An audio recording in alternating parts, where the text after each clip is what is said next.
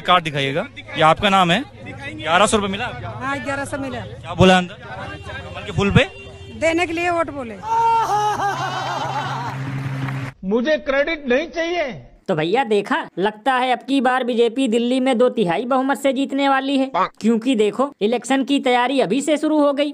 तो लल्लन भैया इसमें चौंकने की क्या बात है? यही तो जुमला पार्टी का मास्टर स्ट्रोक है कि जमकर बांटो पैसा और खूब खिलाओ मटन, ताकि चुनाव में ना दबे दूसरा कोई बटन।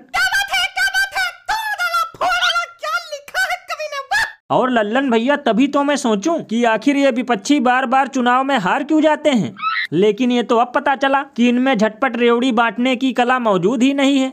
बताओ, ये सड़कों पे करते रह गए अम्बेडकर अम्बेडकर, और इधर बीजेपी वालों ने बांटना शुरू कर दिया नोटों का गट्ठर। और लल्लन भैया ये तो सिर्फ ट्रेलर है, कुछ दिनों बाद और भी बढ़ जाएंगे इनके वोटर, जब रैलियों में लुटाएंगे देसी पौवा और क्वार्टर। सही पकड़े हैं। ये बिल्कुल सही कहा आपने, क्योंकि पैसों की तो इनके पास कोई कमी ही नहीं है, और चुनाव आयोग भी घर की मुर्गी दाल बराबर टाइप है। बताओ, रैलियों में चीख चीख कर कहते हैं कि इन लोगों से सावधान रहें, रेवड़ी कल्चर वालों ने देश को खोखला कर दिया है, और अब ये लोग खुद वोट के लिए नोट कल्चर का गेम खेलने लगे।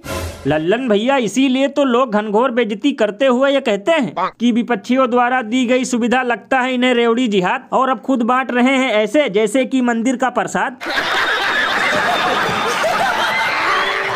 और अभी तो रुको, क्लाइमैक्स अभी बाकी है।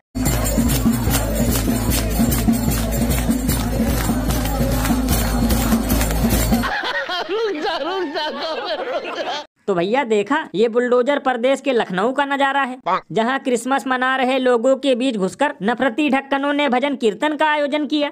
तब तो लल्लन भैया अब हमारी सरकार को मंदिरों के बजाय जगह जगह चर्च बनवाना चाहिए, क्योंकि नवरात्रि के साथ साथ अब गोबर गैंग को क्रिसमस भी भाने लगा।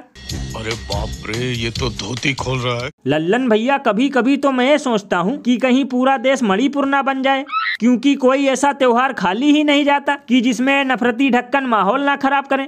ईद में मुसलमानों से नफरत, क्रिसमस में ईसाइयों से नफरत, और जब खुद का त्योहार आता है तो उसमें भी केवल दंगा फसाद। बताओ, बाप जला रहा है पादरियों के साथ चर्चों में मोमबत्ती, और ये ढक्कन कर रहे हैं क्रिसमस पार्टी में भजन के नाम पर टट्टी।